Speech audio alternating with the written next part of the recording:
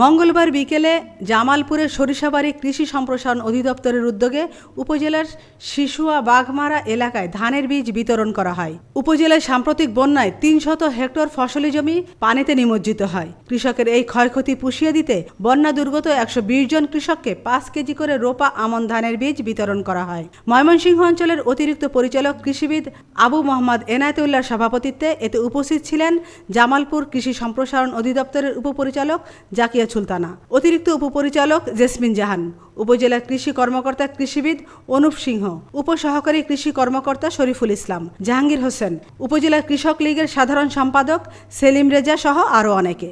আমেনা ইসলাম, আজকের সংবাদ।